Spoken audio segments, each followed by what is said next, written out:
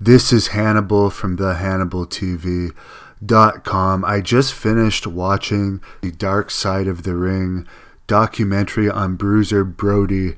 Now, this documentary is blocked in Canada on YouTube. I'll put the link in the description of how you can watch it on the actual Vice site directly in Canada.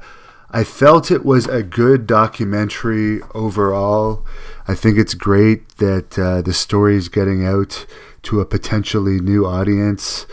One thing that really stood out to me in this was there was a clip from Carlos Colon's RF video shoot interview that I have not seen in this documentary, where he says there was no cover-up. The only people that could have covered it up was Victor Javica and I. And we didn't see any stabbing. Okay, so for people that don't know who Carlos is, the WWE put him in the Hall of Fame a few years ago.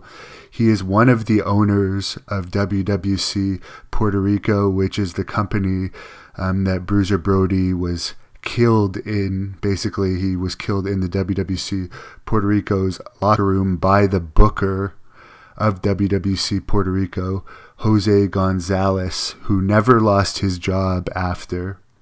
He even wrestled that night and continued on with the company for literally decades after. So here's the thing.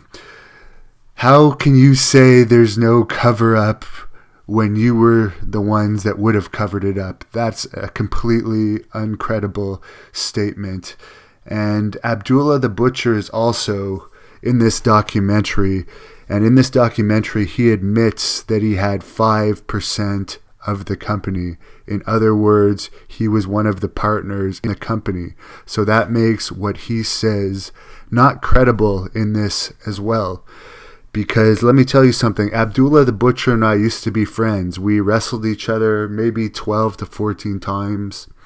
We were tag team partners numerous times as well. And we often rode to towns together. And I remember on a trip from Oshawa, Ontario to Ottawa, Ontario, he told me, this is around 2007 actually, before this whole Bruiser Brody thing really blew up on YouTube, now that YouTube is so popular. He told me that he was aware that something was going to happen between Jose and Brody that night. He just didn't think Brody was going to be killed. So he was aware that something was going to happen. Of course, Abdullah was not in that dressing room. That was the babyface dressing room. Both Abdullah the Butcher and Jose Gonzalez were baby faces at the time. They were not feuding like a lot of people believe. This was some type of ongoing thing where Brody was roughing him up in the ring that night, and that's what led to this.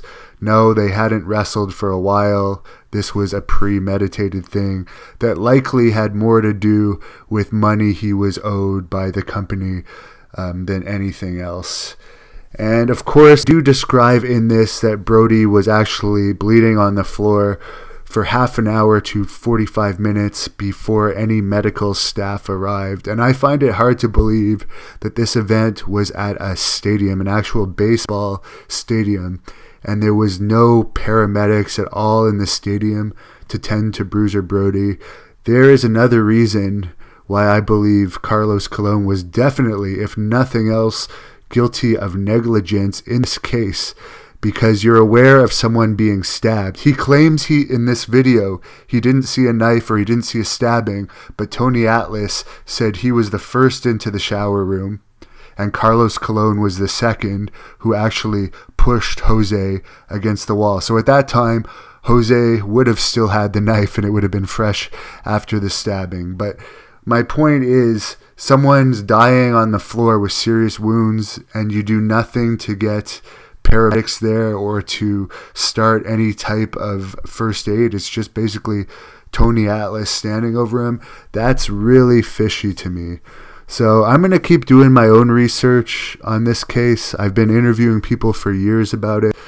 I don't know if there's ever going to be justice served, but the more people know about this case, the better, because he will be brought to justice if the right person finds out about this case and could somehow open it up to a fair trial. Because to my knowledge, Barbara, Bruiser Brody's wife, was not at the trial. Dutch Mantell, he says right in this documentary, his subpoena came late. Tony Atlas, to my knowledge, never received a subpoena, and he would have been one of the main witnesses, as he was the first one in the shower room. And just for people to understand, I've wrestled in this building back when I wrestled for Carlos Colon, who was always dishonest with pay. So Carlos Colon, to begin with, is a dishonest person. I can say that for a fact. But if you look at the shower room, this is not a shower stall. It's about possibly a 10 by 10 or maybe 10 by 12, at most 10 by 15 shower room with many showers, like a jail shower type of setup, with a door that flips open, and as Dutch describes it in this video, it's semi-transparent. So it was a fairly big shower area, just to give people an idea of what the shower area is and why people in the dressing room, this was a baseball stadium dressing room, so a big dressing room, didn't necessarily see the actual act of the stabbing, but obviously they heard the stabbing. They saw Jose go into the dressing room with a towel wrapped around his arm. Bruiser Brody was just preparing for his match prior to this. He wasn't expecting to be stabbed. And they saw, of course, the aftermath where Brody was stabbed. So I don't know. I find it pretty sad that Carlos Colon got away with this happening.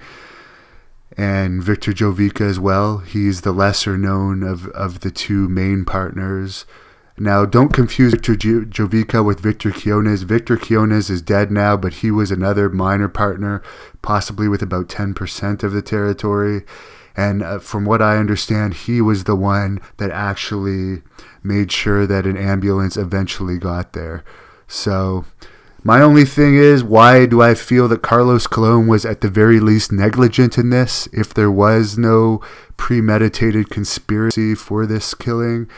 Is because he didn't stop the show and do everything in his power to save Bruiser Brody's life, make sure that he got the best treatment at the hospital, because at this point WWC was at its peak in popularity. Like, this show was at a packed baseball stadium. Carlos Colon had all the contacts in the world on the island to get Bruiser Brody the best medical treatment possible. But as stated in this video by Tony Atlas, as well as in Tony's shoot interview on TV, which you can look up, Brody didn't even get medical attention right away when he was at the hospital. And who knows what happened after Tony left the hospital. Who knows? Nobody was there to know what happened for sure. So overall, as I said, thank you to the Evan Husney, the producer of this, who did a interview with me a couple days ago that you can look up on the Hannibal TV, for doing this documentary and getting this story out there, because it's a horrible story. And I really hope justice is one day served to the absolute piece of crap that killed Bruiser Brody, Jose Gonzalez.